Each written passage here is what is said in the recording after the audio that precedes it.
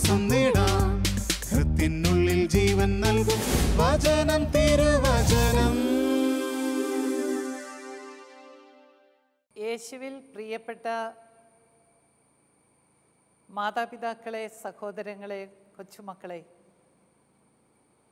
കർത്താവിൻ്റെ സ്നേഹം ലഭിക്കാൻ ഭാഗ്യം കിട്ടിയ നമ്മളൊക്കെ എത്ര സ്തുതിച്ചാലും അധികമാകില്ല എന്ന് ചിന്തിച്ച് നിരന്തരം സ്തുതിക്കേണ്ടവരാ.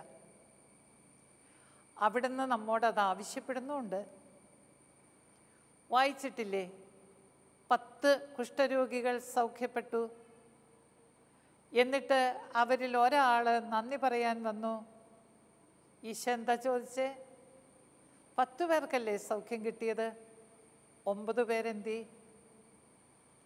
എൻ്റെ ദൈവത്തോട് എന്തോ ഒരു നന്ദി പറയണം. നമുക്കെപ്പോഴും അവിടത്തോട് ചോദിക്കാൻ ഒരുപാട് കാര്യങ്ങളുണ്ട്. കർത്താവേ, എനിക്ക് ഇങ്ങനെ തരണം, അങ്ങനെ തരണം, അത് മാറ്റിത്തരണം, ഇത് കൊണ്ടുവന്ന് തരണം, എൻ്റെ കൊച്ചിന് ഇങ്ങനെ ലഭിക്കണം, വലിയവർക്ക് അങ്ങനെ കിട്ടണം, എല്ലാം നമ്മൾ പറയും. പക്ഷേ കർത്താവേ, നന്ദിയുണ്ട് കേട്ടോ, അങ്ങ് എൻ്റെ പ്രാർത്ഥന കേട്ടല്ലോ, എൻ്റെ കുഞ്ഞിന് വലിയ വിജയം കൊടുത്തല്ലോ, ഞങ്ങളുടെ രോഗം മാറ്റി തന്നല്ലോ. അതൊക്കെ പലപ്പോഴും നമ്മൾ ഓർക്കാറേയില്ല. പണ്ടൊരു കൊച്ചുമോള് പത്രാധിപർക്ക് എഴുതി ഒരെഴുത്ത്. എന്തായിരുന്നു എഴുത്തിലെന്നറിയാമോ? അവൾ എഴുതി, എൻ്റെ പേര് സൂസൻ എന്നാണ്, ഞാൻ 2ാം ക്ലാസ്സിൽ പഠിക്കുന്നു, എൻ്റെ മമ്മിക്ക് വലിയ സൂക്കേടായിരുന്നു, ഞങ്ങളെല്ലാവരും കൂടെ പ്രാർത്ഥിച്ചു, അപ്പോൾ ദൈവം മമ്മിയെ രക്ഷിച്ചു, ഇപ്പം മമ്മി മിടുക്കിയായിട്ട് ഓടി നടക്കുന്നു. ഈ വിവരം പത്രത്തിലൊന്നിടണം. ഞങ്ങൾക്ക് ദൈവത്തോട് ഒത്തിരി സ്നേഹമുണ്ട്, നന്ദിയുണ്ടെന്നുള്ളത് ദൈവം അറിയണം. നാളെ ദൈവം ഈ പത്രം എടുത്ത് തുറന്നു നോക്കുമ്പോഴേ ഈ നന്ദി പ്രകടനം ദൈവം കാണണം. അപ്പം എന്തൊരു സന്തോഷമായിരിക്കും. 2ാം ക്ലാസ്സിലെ കൊച്ചിൻ്റെ ചിന്ത കണ്ടോ? ദൈവം പത്രം നോക്കുമ്പോൾ എൻ്റെ നന്ദി പ്രകടനം ദൈവം കാണണം. അപ്പം നമ്മുടെ ജീവിതത്തിലും തരുന്നതിനൊക്കെയും നന്ദി പറഞ്ഞുകൊണ്ട് ദൈവവുമായിട്ട് നമുക്കൊരു നല്ല ലൈൻ തുടങ്ങണം.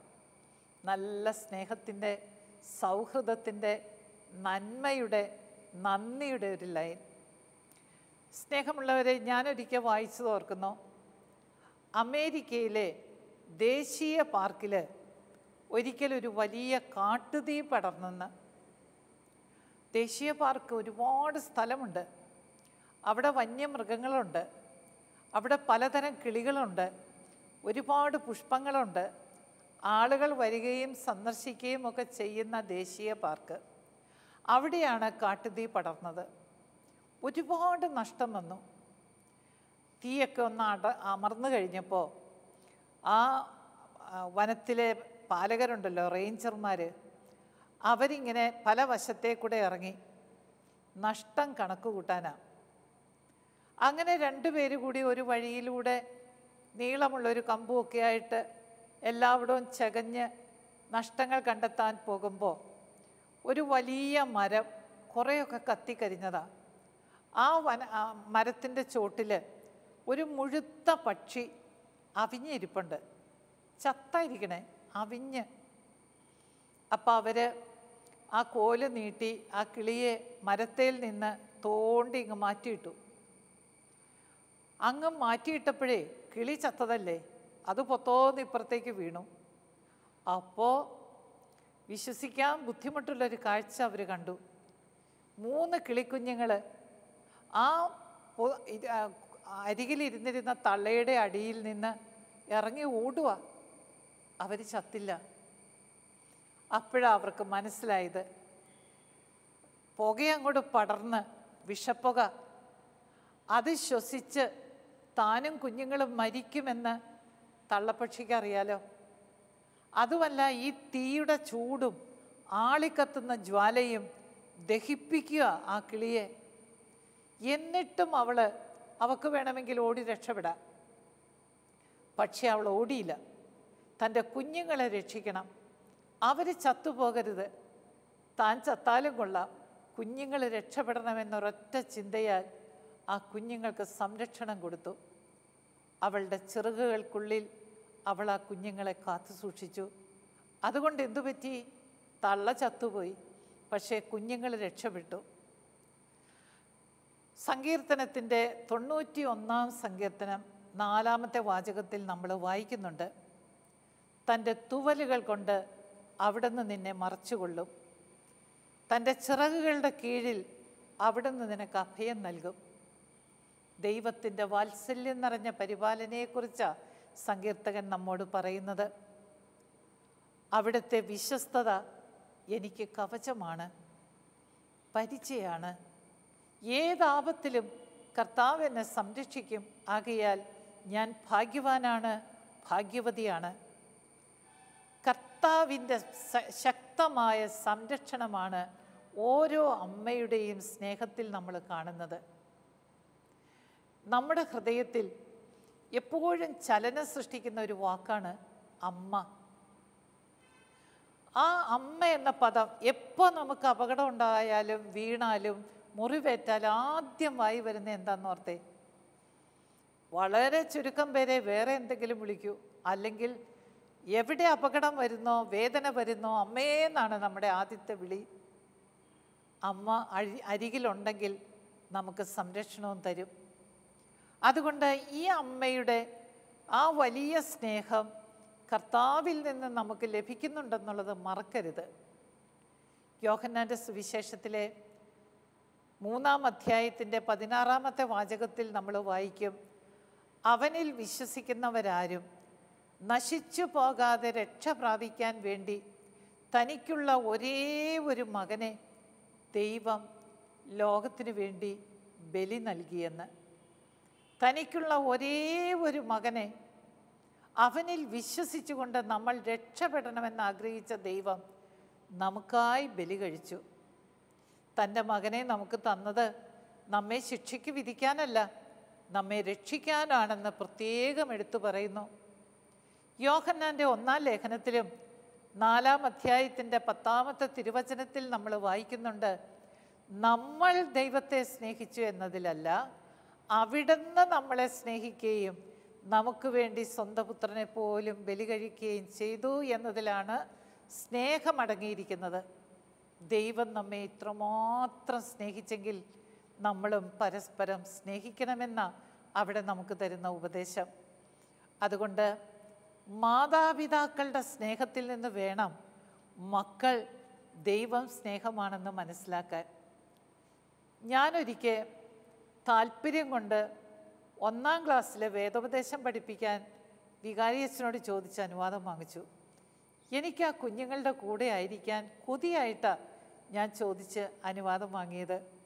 35 കുഞ്ഞുങ്ങൾ, ആൺപിള്ളേരും ഉണ്ട് പെൺപിള്ളേരും ഉണ്ട്.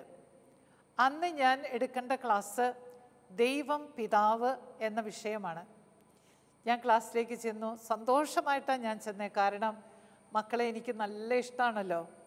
അവർ ഈശോ മിശിഹായ്ക്ക് സ്തുതിയായിരിക്കട്ടെ എന്ന് പറഞ്ഞപ്പോൾ അതുവരെ പഠിപ്പിച്ച ടീച്ചർ പറഞ്ഞു കൊടുത്ത പോലെ ഇപ്പോഴും എപ്പോഴും സ്തുതിയായിരിക്കട്ടെ എന്ന് പറഞ്ഞു. ഞാൻ മുമ്പിലിരുന്ന ഒരു പെങ്കൊച്ചിൻ്റെ കുന്തം പോലിരിക്കുന്ന മുടിയിലേക്ക് തട്ടിക്കൊണ്ട് ചോദിച്ച്, ആരാ മോളെ ഇതൊക്കെ ഉണ്ടാക്കി തന്നെ? മമ്മി. എന്തിനാണ് മമ്മി ഇങ്ങനെയൊക്കെ പൂവൊക്കെ വെച്ച് തന്നെ? മമ്മിക്ക് എന്നെ ഇഷ്ടമാണ്. ഇപ്പുറം ഇരിക്കുന്ന മോനോടും ഞാൻ ചോദിച്ചു, ഈ ഷർട്ടും നിക്കറൊക്കെ ആരാടാ തയ്പ്പിച്ച് തന്നെ? പപ്പ. പപ്പയ്ക്ക് എന്നെ ഒത്തിരി ഇഷ്ടമാണ്. പപ്പയെ തന്ന ആരാ മക്കളെ? ദൈവം. മമ്മിയെ തന്നതാരാ? ദൈവം. എന്തുകൊണ്ടാ? ദൈവം സ്നേഹിക്കുന്നു. ഇതായിരുന്നു ഞാൻ അവരോട് പറഞ്ഞ് പിടിപ്പിക്കാൻ നോക്കിയ കാര്യം. അങ്ങനെ ഞങ്ങളതിങ്ങനെ ആഴപ്പെടുത്തി വന്നപ്പോൾ ഞാൻ എൻ്റെ മക്കളോട് പറഞ്ഞു, ദൈവം നമ്മളെ കാത്തിരിക്കുന്ന ഒരപ്പച്ചനാ. അവിടെ എനിക്ക് പെശകി. ഞാൻ അറിഞ്ഞില്ല. ദൈവം നമ്മളെ കാത്തിരിക്കുന്ന ഒരപ്പച്ചനാ. നമുക്ക് വേണ്ടിയിട്ട് അവൻ നോക്കിക്കേ, ആ പ്ലാവ് നിറച്ച് ചക്ക, മാവ് നിറച്ച് മാങ്ങ, ഇതൊക്കെ ദൈവം തരുന്നതാ കേട്ടോ. അപ്പം ദൈവത്തോട് നമുക്ക് നന്ദി ഉണ്ടായിരിക്കണം. ദൈവം കാത്തിരിക്കുക നമ്മളെ. അവൻ്റെ കൈ നിറച്ച് ലഡു, ജിലേബി, മിഠായി, ചോക്ലേറ്റ്. അപ്പോഴത്തേക്കും ചിലരുടെയൊക്കെ വായിന്ന് ഇങ്ങനെ തേനൊലിച്ച് തുടങ്ങി. പിള്ളേർക്ക് ഭയങ്കര സന്തോഷം. നമുക്ക് ദൈവത്തിൻ്റെ അടുത്ത് പോകണ്ടേ? ഇതൊക്കെ നമുക്ക് തരും. ചെല്ലുമ്പോൾ പോകണ്ടേ? എല്ലാവരും തലകുലുക്കി പോകണം. അപ്പം ഇപ്പം കിട്ടില്ലല്ലേ? പോകണം. ദൈവത്തിൻ്റെ അടുത്ത് പോകേണ്ടവരൊക്കെ കൈപൊക്കിക്കേ. സ്വർഗത്തിൽ ഞാൻ നോക്കുമ്പോൾ 34 പിള്ളേരെ മിടുക്കരായിട്ട് കൈപൊക്കി. ഒരു കൊച്ചു മാത്രം ചുരുണ്ടുകൂടിയിരിക്കുക, ഒരു ചെറുക്കൻ കൊച്ച്. മോനെ സ്വർഗത്തിൽ പോകണ്ടേ? അപ്പോഴത്തേക്കും അവൻ കരയാറായി. എൻ്റെ ദൈവമേ, ഇതെന്തു പറ്റിയാവോ? ഇനി ഞാൻ മിണ്ടിയാൽ അവൻ കരയും. അതുകൊണ്ട് ഞാൻ ക്ലാസ് തുടർന്നു. ക്ലാസ്സൊക്കെ കഴിഞ്ഞ് എല്ലാവരും പോയി കഴിഞ്ഞപ്പോൾ ഇവൻ്റെ വീടിൻ്റെ അടുത്തുനിന്ന് ഒരു ടീച്ചറുണ്ട്. ഞാൻ ആ ടീച്ചറിൻ്റെ അടുക്ക ചെന്നു. ടീച്ചറെ, മോൻ ഇങ്ങനെ ക്ലാസ്സിൽ സ്വർഗത്തിൽ പോണ കാര്യം പറഞ്ഞപ്പോൾ കരയുന്നതിൻ്റെ വക്കിലായി. അവന് പോകണ്ടെന്ന് പറഞ്ഞു. നിങ്ങളൊക്കെ പോയി തിന്നോ ഉള്ളതൊക്കെ, എനിക്ക് വേണ്ട, ഞാൻ മഞ്ഞില്ല. അതെന്താ ടീച്ചറെ അങ്ങനെ? എനിക്കത് വലിയ വേദനയായിരുന്നു. അപ്പോൾ ടീച്ചർ എന്നോട് പറഞ്ഞു, ജർമ്മൻ സിസ്റ്ററെ, ആ വീടിനെക്കുറിച്ച് അറിഞ്ഞുകൂടാഞ്ഞിട്ടാ. ഈ ഒരു മോനെ അവർക്കുള്ളൂ. അപ്പച്ചൻ എന്ന് പറഞ്ഞാൽ പകലും സുബോധമില്ല, രാത്രിയും സുബോധമില്ല, കുടിച്ചു കുടിച്ചു കുടിച്ചു മരിക്കുന്ന ഒരു മനുഷ്യൻ. ആ കൊച്ച് അപ്പാന്ന് വിളിക്കാൻ ഇപ്പോഴും പഠിച്ചിട്ടില്ല സിസ്റ്ററെ. അമ്മ പാവം, പകല് മുഴുവൻ കഷ്ടപ്പെടും, കൂലിപ്പണി ചെയ്യും, എന്നിട്ടാണ് കുടുംബം നോക്കുന്നത്. രാത്രി ഇതിയാനിങ്ങ് വരും. 1 കിലോമീറ്റർ ദൂരേന്ന് മുതൽ അയാളുടെ തെറിപ്പാട്ട് കേൾക്കാം. ഇങ്ങനെ നിർത്താതെ തെറി തന്നെ പാട്ടായിട്ട് പാടാൻ വേറെ വല്ലവരെ കൊണ്ടും പറ്റുമോയെന്ന് എനിക്കറിയില്ല. ആ സ്വരം കേൾക്കുമ്പോൾ അമ്മയോർക്കും കൊച്ചിനെ എങ്ങാൻ വന്ന് കയറുമ്പോൾ കണ്ടാൽ തവിട് പൊടിയാക്കും. അതുകൊണ്ട് കഷ്ടതകളുടെ നടുവിൽ അത്താഴം ഒരുക്കുന്നതിനിടയ്ക്ക് അമ്മ വിളിച്ചു പറയും, എടാ വലിയ ചെറുത്താൻ മണ്ണുണ്ട്, നീ വല്ലയിടത്തും പോയി ഒളിക്കാൻ നോക്ക്. കുട്ടിച്ചാത്തൻ കേട്ടോ? വലിയ ചാത്തനാ വരുന്നത്. ഈ ഇരിക്കുന്നത് കുട്ടിച്ചാത്തനും. മോനേന്നൊരു വിളി അവൻ കേട്ടിട്ടില്ല. അവൻ്റെ പേര് ആരും പറഞ്ഞ് വീട്ടിൽ കേൾക്കാൻ പറ്റില്ല. കുട്ടിച്ചാത്തൻ, മുതിയാത്തൻ, വലിയ ചാത്തൻ, ഇതൊക്കെ കൊച്ചു കേട്ടിട്ടുള്ളൂ. അവൻ വീട്ടിൽ വന്നിട്ട് എവിടെയെങ്കിലും ഒളിച്ചിരിക്കും. എന്നിട്ട് അപ്പൻ വന്ന് അമ്മയെ പിടിച്ചിട്ട് ഇടിച്ച് ചവിട്ടി തലമുടി കുത്തിന് പിടിച്ച് കറക്കിയൊക്കെ കഴിയുമ്പോൾ അവനിങ്ങനെ കുനിഞ്ഞിരുന്ന് കരഞ്ഞുകൊണ്ട് പ്രാർത്ഥിക്കും, ദൈവമേ, ഈ മുതിയാത്തനൊന്ന് ചത്തുപോണേ, ഈ മുതിയാത്തനൊന്ന് ചത്തുപോണേ. ഇതാ അവൻ്റെ ഏറ്റവും വലിയ ആഗ്രഹം, പ്രാർത്ഥന. അപ്പോഴാണ് ഞാൻ പറയുന്നത്, ഇവിടം കൊണ്ട് തീർന്നില്ല മക്കളെ, സ്വർഗത്തിൽ നമുക്കൊരപ്പച്ചനുണ്ടെന്ന്. കൊച്ചിനത് ഒരു തരത്തിലെടുക്കാൻ പറ്റില്ല. സ്വർഗത്തിലെ അപ്പച്ചൻ എന്ന് പറഞ്ഞാൽ അവനാരാ? മുതിയാത്തൻ. ഈ ചാത്തൻ ചത്താലും അപ്പുറം വേറൊരു ചാത്തനുണ്ട്, അതിൻ്റെ അടുത്തേക്ക് അവനില്ലെന്നായി പറഞ്ഞത്. എൻ്റെ മാതാപിതാക്കളെ, നമ്മുടെ കുടുംബത്ത് അപ്പച്ചൻ്റെയും അമ്മച്ചിയുടെയും കയ്യിൽ നിന്ന് സ്നേഹവും ലാളനയും ലഭിക്കാത്ത ഒരു കുഞ്ഞും ദൈവസ്നേഹം അനുഭവിക്കില്ല. അവർ വലുതായാലും ദൈവം സ്നേഹമാണെന്ന് അവർക്ക് മനസ്സിലാകില്ല. അവരൊരു ജീവിതാന്തസ്സിലേക്ക് കടന്ന് കല്യാണം കഴിച്ച് മക്കളായാലും തൻ്റെ പങ്കാളിക്കും മക്കൾക്കും സ്നേഹം കൊടുക്കാൻ അവരെ കൊണ്ട് സാധിച്ചെന്ന് വരില്ല. അതുകൊണ്ട് നമ്മുടെ കുഞ്ഞുങ്ങൾക്ക് ആദ്യമേ ജീവിതത്തിൽ കിട്ടേണ്ടത് സ്നേഹമാണ്, ലാളനയാണ്. ജനിച്ചു വീഴുന്ന കുഞ്ഞ് കവിഴ്ന്ന് വീണ് മുട്ടുകുത്തി എഴഞ്ഞ് നീങ്ങാറാകുമ്പോൾ ആ കുഞ്ഞിൻ്റെ ആദ്യത്തെ ഭാഷയാണ് ലാളന എന്ന് പറയും. മാതാപിതാക്കൾ അതിനെ വാരിയെടുത്ത് ഉമ്മ വെച്ച് അങ്ങനെ വളർത്തിയെടുത്താൽ പല കുഞ്ഞുങ്ങൾക്കും പണത്തേക്കാൾ വലുത് മാതാപിതാക്കളുടെ ലാളനയാണ്, സ്നേഹമാണ്. അത് കൊടുക്കാൻ മറക്കരുത് കേട്ടോ. നമ്മുടെ കുഞ്ഞുങ്ങൾ സ്നേഹത്തിൽ വളരട്ടെ, ലാളനയിൽ വളരട്ടെ. നമ്മുടെ കുടുംബത്തെ സ്നേഹം തളം കെട്ടി നിൽക്കട്ടെ. മറ്റെന്തു കൊടുക്കുന്നതിലും കൂടുതൽ പോഷകാംശം ഈ സ്നേഹത്തിലുണ്ടെന്നാണ് അനുഭവസ്ഥരൊക്കെ പറയുന്നത്. അതുകൊണ്ട് എൻ്റെ വീട്ടിലെ കുഞ്ഞ് സ്നേഹം കിട്ടാതെ തെരുവ് തണ്ടി പോകരുത്. മറ്റെവിടെയെങ്കിലും സ്നേഹം കിട്ടുമ്പോൾ പല പ്രായക്കാരും അതിൻ്റെ പിന്നാലെ പോയി ചിലരൊക്കെ നശിച്ചു പോകുന്നത് വീട്ടിൽ കിട്ടേണ്ട സ്നേഹം ലഭിക്കാത്തത് കൊണ്ടാണ്. ആകയാൽ ദൈവത്തിൻ്റെ സ്നേഹവും പരിപാലനയും മനസ്സിലാക്കത്തക്ക വിധം മാതാപിതാക്കളുടെ സ്നേഹം നമ്മുടെ മക്കളെ വളർത്തിയെടുക്കട്ടെ. ഞാനൊരു അപ്പച്ചനിൽ നിന്ന് കേട്ടതാ. അപ്പച്ചൻ ധ്യാനിക്കാൻ പോയി. ധ്യാനഗുരു പറഞ്ഞ ഒത്തിരി കാര്യങ്ങൾ അപ്പച്ചന് ഇഷ്ടപ്പെട്ടു.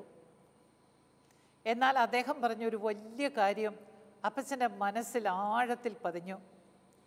അദ്ദേഹം പറഞ്ഞു, മാതാപിതാക്കളെ, നിങ്ങളുടെ ദാമ്പത്യ സ്നേഹം കെട്ടുപോകാതിരിക്കാൻ ദിവസത്തിൽ ഒരിക്കലെങ്കിലും 5 മിനിറ്റ് ഒന്നിച്ചിരുന്ന് നിങ്ങൾ പരസ്പരം സ്നേഹം പങ്കുവയ്ക്കണം. പരസ്പരം നല്ലത് പറയണം, പ്രോത്സാഹിപ്പിക്കണം. തീർന്നില്ല, ദിവസത്തിൽ ഒരു നേരമെങ്കിലും നിങ്ങൾ ഒരുമിച്ചിരുന്ന് ഭക്ഷണം കഴിക്കണം. എന്ന് പറഞ്ഞാൽ TV ഇവിടെയും ഫോൺ അവിടെയും ഒന്നും വെച്ചിട്ടല്ല, അതൊന്നും വേണ്ട. വലിയ വലിയ തത്വങ്ങളൊന്നും പറയണ്ട. വഴക്കിട്ടും ബഹളം വെച്ചും ഒന്നും സംസാരിക്കരുത്. ചുമ്മാ രസിച്ചിരുന്ന് ഒരു നേരത്തെ ഭക്ഷണം ചിരിച്ച് കളിച്ച് രസിച്ച് ഒരു കൊച്ചുള്ള ചോറ് കൊച്ചുമോൻ്റെ വായിലേക്ക് വെച്ച് കൊടുത്ത് ഇത്രയും കൂടി മുഴുത്ത ഒരു ചോറിൻ്റെ ഉരുള ഭാര്യയുടെ വായിലേക്കും വെച്ച് അങ്ങനെയൊക്കെ രസിച്ച് ഭക്ഷണം കഴിക്കണമെന്നേ ഒരു നേരമെങ്കിലും. അപ്പച്ചനത് ഭയങ്കരമായിട്ട് ഇഷ്ടപ്പെട്ടു. ആ മനുഷ്യൻ അങ്ങനെയൊന്നും സ്നേഹം കാണിക്കുന്ന ആളല്ല. അപ്പോഴേ അപ്പച്ചൻ നിശ്ചയിച്ചു, ഇന്നു മുതൽ എല്ലാ ദിവസവും അത്താഴം ഞങ്ങൾ അങ്ങനെ ഇരുന്ന് കഴിക്കും. ഇപ്പം അപ്പച്ചനും മക്കളും കൂടിയാണ് കഴിക്കുന്നത്. ഭാര്യ ഒക്കെ വിളമ്പിക്കൊടുത്ത് ചുറ്റും നിൽക്കുകയുള്ളൂ. ഇനി അവളെയും കൂടി കൂട്ടിയിരുത്തി ഇന്നു മുതൽ ഞാനിത് ചെയ്യും. ആ തീരുമാനത്തോടെ അപ്പച്ചൻ വീട്ടിൽ ചെന്നു. പതിവ് പോലെ ഭാര്യ 5 പാത്രം നിരത്തി അപ്പനും 4 മക്കൾക്കും. എന്നിട്ട് ചോറൊക്കെ വിളമ്പി കറിയൊക്കെ ആ ചുറ്റിലും വെച്ച് കാത്തിരിക്കുക. അപ്പോൾ ഉടനെ അപ്പച്ചൻ പറഞ്ഞു, എടി, ഞാൻ ഇങ്ങനെ ഒരു തീരുമാനം എടുത്തേക്കണേ, നീ ഒരു പാത്രം എടുത്തേ, എൻ്റെ ചോറ് കൊടുത്തിങ്ങ് വന്നേ, നമുക്ക് ഒന്നിച്ചിരുന്നുണ്ണാം. അപ്പോൾ ഭാര്യ പറഞ്ഞു, ഇന്നങ്ങ് പോട്ടെ, നാളെ മുതൽ. അതിനാ ഇന്നെന്താ? നിങ്ങൾ അങ്ങനെ വാശി പിടിക്കല്ലേ, ഇന്ന് ഇപ്പം ഈ വിളമ്പിയില്ലേ, ഇനി അതങ്ങോട്ട് കഴിയട്ടെ, അതിനെന്തടി വേറൊരു പാത്രം എടുത്ത് ചോറ് കൊടുത്തിങ്ങ് വരാനല്ലേ ഞാൻ പറഞ്ഞേ. ഈ മനുഷ്യനെന്താ ഇങ്ങനെ കൊച്ചു പിള്ളേർ പറയുന്നോണം പറഞ്ഞുകൊണ്ടിരിക്കണേ. ഇന്ന് പോട്ടേന്നേ, നാളെ മുതൽ. അയാൾ അറിയാവുന്നതിൽ ഏറ്റവും മുഴുത്ത ഒരു 5-6 തെറി ഒന്നിച്ചങ്ങോട്ട് പറഞ്ഞു. എന്നിട്ട് അടുത്ത അലമാരി തുറന്ന് അതിൽ നിന്നൊരു പാത്രം ഇങ്ങെടുത്തു. എന്നിട്ട് അയാൾ ചാടിത്തുള്ളി ആ അടുപ്പിൻ്റെ അടുത്തോട്ട് ചെന്നിട്ട് ആ കഞ്ഞിപ്പാത്രത്തിലേക്ക് തവി അങ്ങോട്ട് ഇട്ടു, ചോറ് കോരി ഈ പാത്രത്തിൽ നിറയ്ക്കാൻ. ആ മനുഷ്യൻ എന്നോട് ഇത് പറയുമ്പോൾ അയാളുടെ കണ്ണ് നിറഞ്ഞൊഴുകുക. അയാൾ പറഞ്ഞു, അമ്മേ, ആ പാത്രത്തിൽ കഞ്ഞവെള്ളമല്ലാതെ ഒരു വറ്റ് ചോറില്ലായിരുന്നു അമ്മേ, ഒരു വറ്റ് ചോറില്ലായിരുന്നു. അപ്പോഴാണ് ഞാൻ മനസ്സിലാക്കിയത്, എൻ്റെ പെണ്ണ് എന്നും അവസാന വറ്റുവരെ ഞങ്ങളുടെ പാത്രങ്ങളിൽ വിളമ്പി വെച്ചിട്ട് അവൾ ആ കഞ്ഞോളവും കുടിച്ച് തുണിയും മുറുക്കി കുത്തി പോയി കിടന്നുറങ്ങുകയായിരുന്നെന്ന്. എൻ്റെ അമ്മേ, ഞാൻ ഒത്തിരി താമസിച്ചു പോയി അതറിയാൻ. ഞാൻ ആ പാത്രം ഇങ്ങോട്ട് കൊണ്ടു വെച്ചിട്ട് പറഞ്ഞു, മക്കളെ, നമ്മുടെ അമ്മച്ചിക്ക് ഒരു വറ്റ് ചോറില്ല എന്ന് പറഞ്ഞ് തീരും മുമ്പ് എല്ലാ മക്കളുടെയും പാത്രത്തിലെ ചോറ് ഈ പാത്രത്തിലേക്ക്, അപ്പച്ചൻ്റെ ചോറും ആ പാത്രത്തിലേക്ക് കുറേ നിലത്തും പോയി. എന്തൊരു സന്തോഷമായിരുന്നമ്മേ ആ ഊണ്. അതിൽ പിന്നെ എൻ്റെ ഭാര്യയെയും കൂടെ ഇരുത്തിയല്ലാതെ ഞങ്ങൾ ഭക്ഷണം കഴിക്കാറില്ല. അതാ സ്നേഹം എന്ന് പറയുന്നത്. ഒരമ്മയുടെ സ്നേഹമാ മക്കളെ അത്. ഇത് തന്നെയാണ് ദൈവത്തിൻ്റെയും സ്നേഹം. അപ്പോൾ നമുക്ക് ദൈവം ഒരു കുടുംബം തന്നെങ്കിൽ, നമുക്ക് ദൈവം സ്നേഹിക്കാൻ പങ്കാളിയെയും മക്കളെയും തന്നെങ്കിൽ, അത് തല്ലുപിടിക്കാനല്ല, ഒച്ചപ്പാടുണ്ടാക്കാനല്ല. എൻ്റെ ഭർത്താക്കന്മാരെ, കല്യാണം കഴിയുമ്പോൾ താലി കെട്ടിക്കൊണ്ടുവന്ന പെണ്ണിനെ അത്യാവശ്യത്തിന് സ്നേഹിച്ചിട്ട് പിന്നെ പിന്നെ പിന്നെ അതിൻ്റെ പുറത്ത് എക്സസൈസ് ചെയ്യാനാണോ അതിനെ കല്യാണം കഴിച്ച് കൊണ്ടുവന്നത്? ഒരു 5 കൊല്ലം തികയുന്നതിന് മുമ്പ് സ്ത്രീക്ക് വളയാൻ മേല, കുനിയാൻ മേല, ഇടി കൊണ്ടെടുത്ത ചതവ് പോയിട്ടില്ല. എന്തിനാ അതിനെ ശേലുകേട് വരുത്തുന്നത്? സ്നേഹിക്കുക എത്ര സുഖമാ. അങ്ങനെ സ്വന്തം ഭാര്യയെ സ്നേഹിക്കാതെ കണ്ടമാനം ഉപദ്രവിച്ച് നടക്കുമ്പോഴും നമുക്ക് വേറെ ആളുകളുണ്ടല്ലോന്നേ സ്നേഹത്തോടെ ഓർക്കാൻ. ആ സ്നേഹം ശരിയല്ലെന്ന് നമുക്കറിയാം, ദൈവം തമ്പുരാൻ മുടക്കിയിരിക്കുന്നതെന്നറിയാം. എന്നാലും നമ്മൾ അതിൻ്റെ പുറകെ പോകുന്ന എത്ര അനുഭവങ്ങളുണ്ട്. പ്രത്യേകിച്ച് ധ്യാനാവസരത്തിൽ ഈ കൗൺസിലിംഗ് എന്നും പറഞ്ഞ ഒരു ഇടപാടുണ്ടല്ലോ, അതിന് വരുന്നവരുടെ ആ പങ്കുവയ്ക്കലൊക്കെ കേൾക്കുമ്പോൾ കരയാൻ തോന്നും. സ്വന്തം പങ്കാളി ജീവിച്ചിരിക്കെ അന്യരുടെ പുറകെ പോകുന്ന അനുഭവങ്ങൾ. നമുക്കിതിനൊരു മാറ്റം വരുത്തണ്ടേ? തീർച്ചയായിട്ടും മാറ്റം വരുത്തണം. നമുക്കൊന്ന് ശ്രദ്ധിക്കാം. എൻ്റെ വീട്ടിൽ യഥാർത്ഥത്തിലുള്ള സ്നേഹം നിറഞ്ഞു കവിയണം. അതെൻ്റെ പങ്കാളിയിലേക്ക് ഇഷ്ടം പോലെ കൊടുക്കണം. ആദ്യ സ്നേഹം കൈവിടരുത് പ്രിയപ്പെട്ടവരെ. ആ സ്നേഹം വീണ്ടും കൊണ്ടുവരാൻ നോക്കണം. അന്നത്തെ നല്ല നാളുകൾ ഓർക്കണം. ആ നല്ല നാളുകളിൽ നിന്ന് ഹൃദയം നിറയെ സ്നേഹത്തെ നവീകരിച്ച് അത് പങ്കാളിക്കും മക്കൾക്കുമായി പങ്കുവെച്ചുകൊണ്ട് നമുക്ക് നമ്മുടെ ജീവിതത്തെ മനോഹരമാക്കണം. സ്നേഹത്തിൻ്റെ മറ്റൊരു രീതിയാണ് കരുണ. സ്നേഹം എവിടെയുണ്ടോ അവിടെ കരുണ കാണിക്കണം. തല്ലും കൊട്ടുമൊക്കെ ഈ 60-ാം വയസ്സിലും നാണക്കേടല്ലേ? കാണുന്ന മക്കൾ പോലും തല്ലുന്ന വ്യക്തിയെ പുച്ഛിക്കില്ലേ? അതുകൊണ്ട് അതൊക്കെ നമ്മുടെ വീട്ടിൽ നിന്ന് വിട പറയട്ടെ. ഈശോയുടെ തിരുഹൃദയ രൂപം നിങ്ങളുടെ വീടിൻ്റെ ഏറ്റവും പ്രധാനപ്പെട്ട സ്ഥലത്ത് വെച്ചിട്ടുണ്ടോ? ആ തിരുഹൃദയത്തിൻ്റെ മുമ്പിൽ എന്നും നിങ്ങൾ പ്രാർത്ഥിക്കണം. എന്തു പ്രാർത്ഥിക്കണം? ദൈവമേ, ഈ ദിവസം സ്നേഹം കൊടുക്കാൻ, സ്നേഹം സ്വീകരിക്കാൻ, സ്നേഹത്തിൽ വളരാൻ, സ്നേഹത്തിൻ്റെ ഒരു പുതിയ അഭിഷേകം തരണേ എന്ന്. സ്നേഹം തരേണ്ടത് പരിശുദ്ധാത്മാവാ. ആകയാൽ ഓരോ ദിവസവും രാവിലെ ഒരു 10 മിനിറ്റ് അതനുസരിച്ച് എഴുന്നേൽക്കണം. 10 മിനിറ്റ് തമ്പുരാൻ്റെ മുമ്പിൽ ഏകാഗ്രമായി ഇരുന്നു കൊണ്ട് 3 കാര്യങ്ങൾ ചെയ്യണം.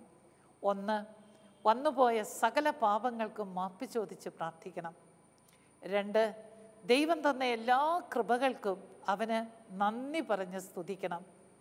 3, പരിശുദ്ധാത്മാവിൻ്റെ അഭിഷേകം തന്ന് അനുഗ്രഹിക്കണമേ എന്ന് ഉള്ളു നൊന്ത് സ്തുതിച്ച് പ്രാർത്ഥിക്കണം.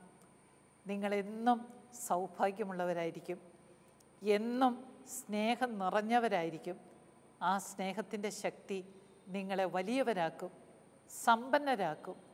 നിങ്ങളുടെ ഹൃദയം ജ്വലിച്ചുകൊണ്ടിരിക്കും. നിങ്ങളുടെ ശരീരം ചെറുപ്പമായി തന്നെ തുടരും. അതിനുള്ള അനുഗ്രഹം കർത്താവ് നിങ്ങൾക്ക് തരണം. മറ്റാർക്കും തരാൻ പറ്റില്ല. ദൈവം നിങ്ങൾക്ക് തരണം. അത് നിങ്ങൾ പങ്കുവയ്ക്കുമ്പോഴാണ് അതിൽ വളരുന്നത്. അങ്ങനെ വീണ്ടും ഒരേ ആശയത്തിലേക്ക് നമ്മൾ വരികയാണ്. സ്നേഹിക്കണം, സ്നേഹം കൊടുക്കണം, സ്നേഹം സ്വീകരിക്കണം. മക്കൾ ആ സ്നേഹത്തിൽ വളരണം. അവരും ഈ സ്നേഹം അവരുടെ കുടുംബങ്ങളിൽ വ്യാപകമാക്കണം. അതിനുള്ള അനുഗ്രഹം തരണേയെന്ന് ആത്മാർത്ഥമായിട്ട്, ഏറ്റവും തീക്ഷ്ണമായിട്ട് എല്ലാ ദിവസവും കർത്താവിനോട് പ്രാർത്ഥിക്കാം. ദൈവം നിങ്ങളെ അനുഗ്രഹിക്കട്ടെ.